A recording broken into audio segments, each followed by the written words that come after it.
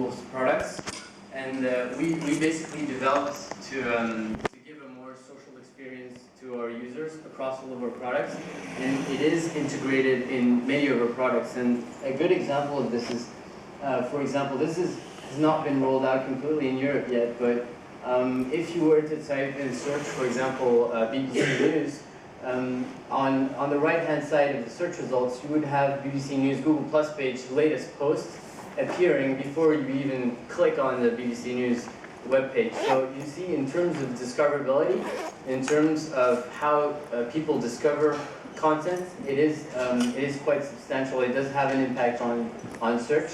Another example is on YouTube. On YouTube now you have in your feed, you can see the videos that are shared by the pages you follow in Google+. So this is another example of how Google+ basically augments the experience that you have on other Google products. So we also have some quite cool features on Google+, and one of them is Hangouts, and I will talk about it in detail. The other one is the ability to have to support animated GIFs, and this is pretty cool because this really animates posting, and a lot of our partners, be it institutions or brands, use that to animate the content they post. This is also linked to the fact that we have a feature on Google Plus called Auto Awesome. So when you take a series of pictures of one after the other of a scene, it automatically generates this this GIF, and then you can share it, and it's pretty cool, you know. So this is that. Excuse me. So Hangouts. Just to be clear on what they are, basically it's a video chat that you can do with up to 10 people exchanging at the same time. And then you can broadcast that exchange to an unlimited number of people. So it's a bit like an online version of television to a certain extent. It's at the beginning we created Hangouts to let people exchange pretty much like they exchange in real life. So to try to replicate that real life exchange online. And now with the ability to broadcast this to an unlimited audience, that really gives the opportunity to engage your audience in a new way. So this is a short video that gives you examples of what we've done so far, who's used Hangouts. You'll see that it's been used by quite a few number of politicians across the world, by medias, by institutions. I'll try to put the mic close to the computer so you can hear the sound. See if it works.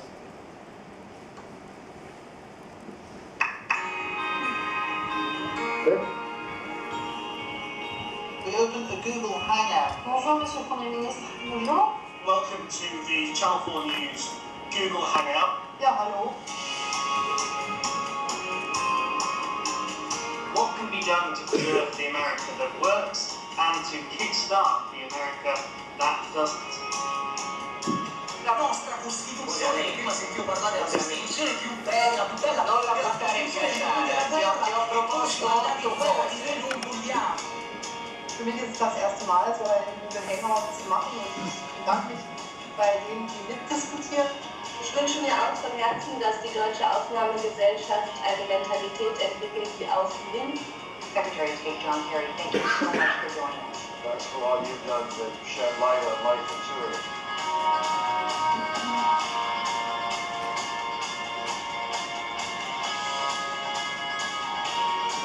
Se non debelliamo l'evasione fiscale dal nostro paese non saremo mai competitivi con gli altri paesi europei. Je voulais me joindre à vous, Monsieur le Président, parce que je crois beaucoup à ce contact direct. On se parle, on se voit et on s'en rapproche. I think it was really important that all of these candidates were seen on the same platform, looking at alternative ways to resolve potential disputes. The user experience is definitely a lot better. We lose out if we don't at least join in.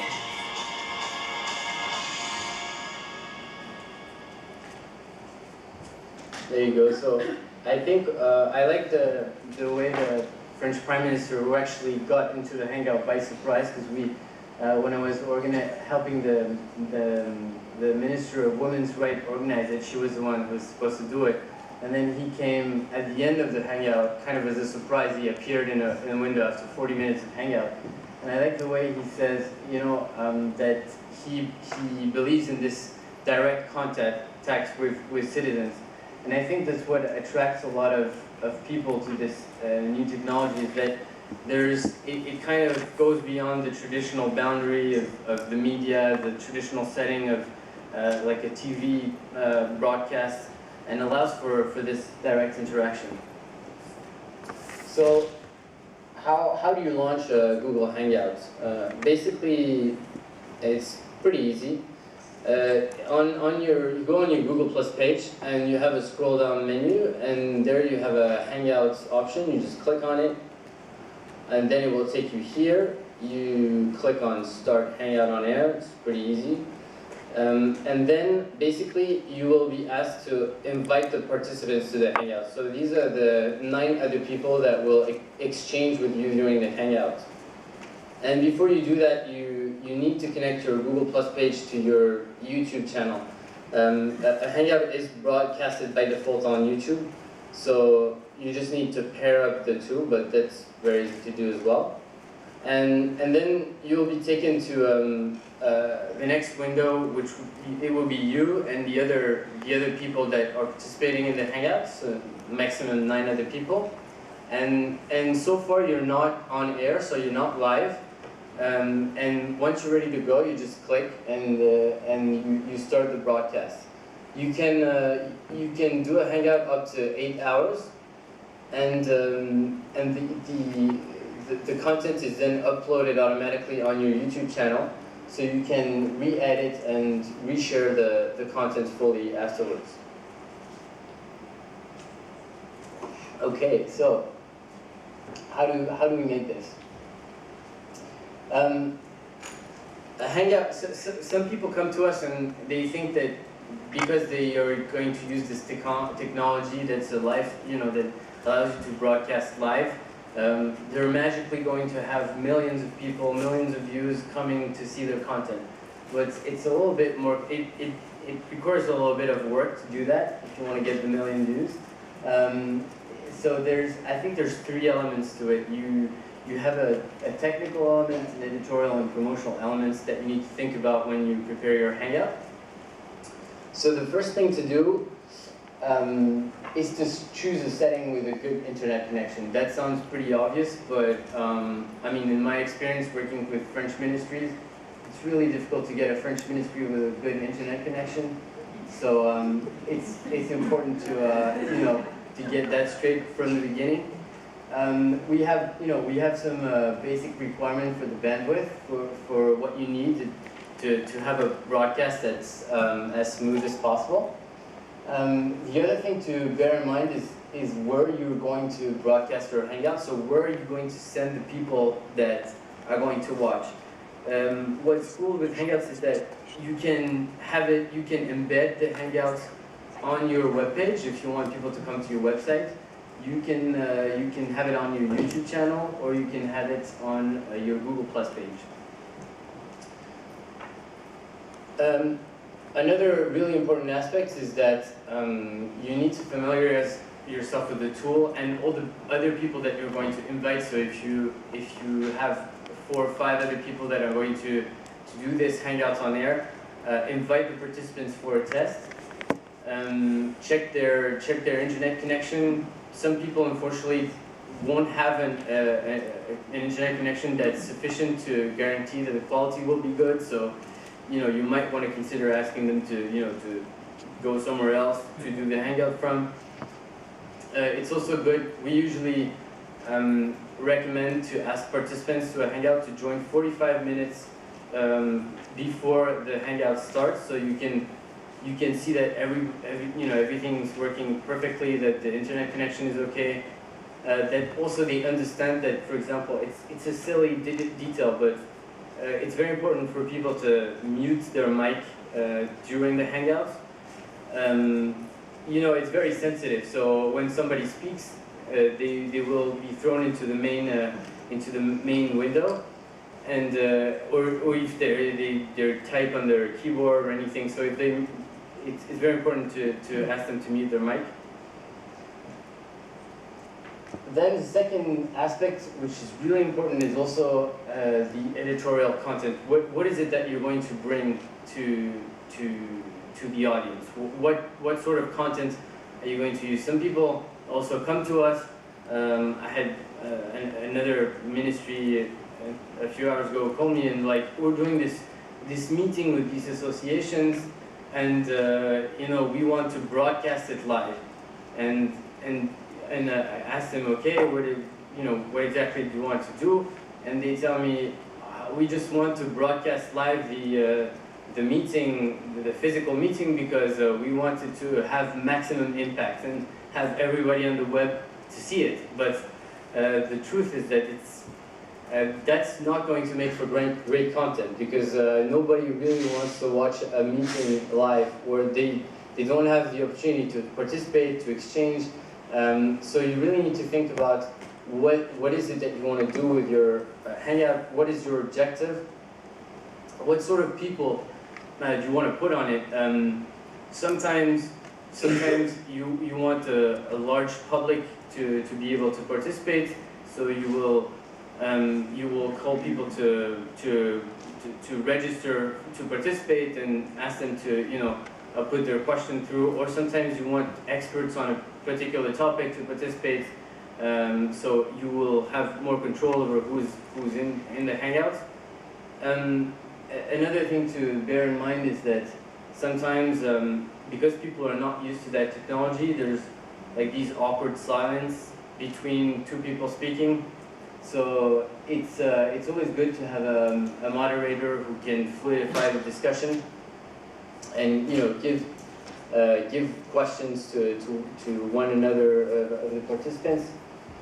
And also, one very important aspect in my mind is to prepare a script, to really have from the beginning to the end, as an introduction, maybe even an order of passage for the different participants in the Hangouts, so that people kind of know when they're coming in, and it doesn't get messy. You always have to kind of find a balance between something that is totally controlled and that doesn't look spontaneous at all, and something that is completely messy and with 3 people talking at the same time, which is a really awful experience for the people who are going to watch this. And then you can have like the best content ever and have the best speakers and forget to promote your Hangout, and you will have absolutely no one coming to watch it. It's very easy. You all know this, but online it's very difficult to capture the attention of internet users. So you really have to set out like a communication strategy up to the moments where you're going to have your Hangout, to remind people of when it starts, where to go, where's the link they should click on to follow the Hangout. And you have to do that consistently, I would say a week prior to the Hangout. So let's start from, or a week from the Hangout. You are going to need to post a visual or a promotional video that will basically act as a teaser to the content that you are going to put out, who is going to be the main speaker, etc. The time and the place of your Hangouts. And also it's an opportunity for you to start collecting questions from people, because even though it's true that a Hangout, it's only up to 10 people, that doesn't mean that all the other internet users can't participate, and a really good way to do that is to involve them through questions that they can ask through a hashtag. And then generally what happens is that you will have a moderator, or even the main person in the Hangouts, taking these questions from the users on intervals during the Hangout. It's a really good way to involve people. So then, 3 days before, you need to remind them again of all the key information about your Hangouts, and do that on all your social channels. Also ask participants to share the information of the Hangout with their own audience, so that you have as many people as possible that know about this. And then obviously on the day you need to do that again, and you'll be able to share the link of the Hangouts, which is available from, actually now we've changed this. Before it used to be available right when you publish when you start the Hangouts, which I've shown you before. But now, as soon as you schedule it, you're able to schedule a Hangout for, let's say, in a week. You already have the link that you can share, so that people know where to click and they know that they're going to land on the Hangout. So these are just, I've kind of run quickly over a few tips that we give our partners when they want to do this. It's something that has worked very well in very different situations, both for politicians, institutions, but we have a lot of brands who also use Hangouts to engage more directly with their users. And I think it's also a pretty exclusive content that you can give to your followers on Google+, because with the increasing number of social channels, people are fed with an increasing amount of information, and usually it's more and more pictures, more and more text, and it's good sometimes to do something a little bit different to give that sort of exclusive content to your audience, so that they really stay channeled on your message, and they really want to follow what you have to say. So this is basically what I would give you as an advice to prepare a Hangout, and I'm more than happy to answer your question. Thank you. Has anybody got questions? I've got a few. Yes. Hi, I'm Patricia Lane. I'm an early adopter on a lot of things and signed up